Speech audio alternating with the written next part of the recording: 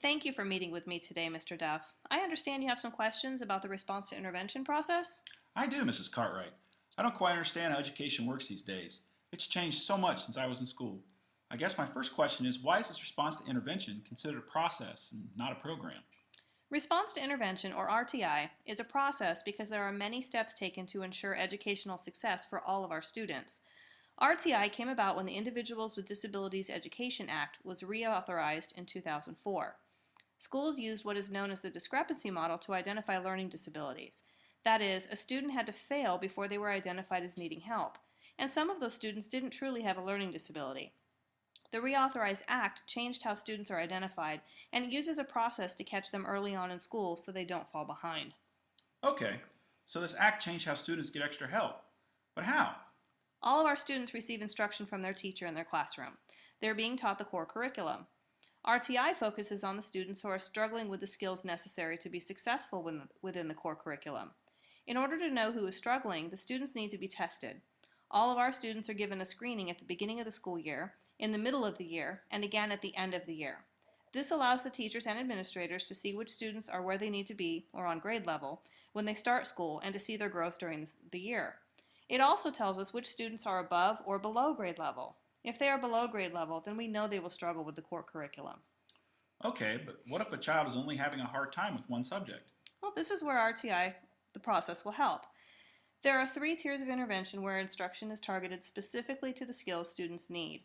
Students can move in and out of the tiers depending on their progress while they receive intervention instruction. The first is Tier 1 intervention. At this level, students receive instruction in small groups from me. The next level is Tier 2. At this level, a student plan is created for each student for the skills being targeted. A Title I teacher, a reading or math specialist, or I may work with the Tier 2 students. The groups for Tier 2 are smaller than Tier 1, and instruction is more intensive, with groups meeting 3 days per week for 30 minutes each meeting. The most intensive of the levels is Tier 3. In this tier, students are in groups of 2 or 3 students, and they meet with me, a title teacher, a specialist, or a special education teacher for 30 minutes each day. Student plans are in place for these students as well. Well, that sounds all right, but how long will students be in these groups, and how can they ever get out of them? The intervention groups last a minimum of 6 weeks. However, they can last longer if needed. It all depends on the progress the students make. Well, how do you know if they're making any progress? Each week, students are tested using measures directly related to the skills they're being taught. The student's progress is tracked and monitored to determine when a student can exit a tier, stay in a tier, or even change tiers. This process is ongoing in order to make sure students succeed and can apply their knowledge within the core curriculum. So all the kids are tested, and the ones who need help are given extra help through these levels of intervention. I got the letter saying Sean needed a little bit of help, and now that you've told me what it entails, I understand more how it will work. But how will I know when Sean doesn't need help anymore? We will definitely let you know. It's your right to know how Sean is doing in school, so regular progress notes will be sent home. Whenever there is a change in tiers or Sean has exited from intervention altogether, you will be notified. And you can contact me at any time to check on Sean's progress too. What about his behavior? I know he's had a hard time paying attention. I don't want him missing out on help because he doesn't pay attention like he should. Behavior interventions are also a part of the RTI process. Students aren't screened for their behavior, of course, but concerns are handled in the tier system and interventions are tailored specifically to the student. I'm using breathing and relaxation exercises with the whole class, and I'm finding that it's helping.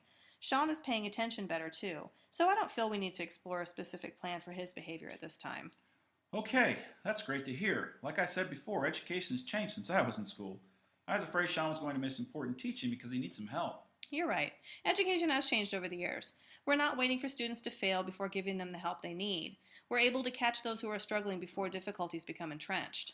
I like that. I'd rather see Sean get the help that he needs now instead of waiting. I appreciate you explaining this to me.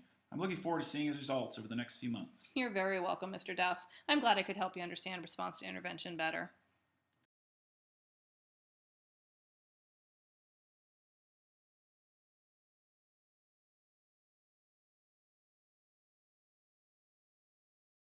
Created using Powtoon.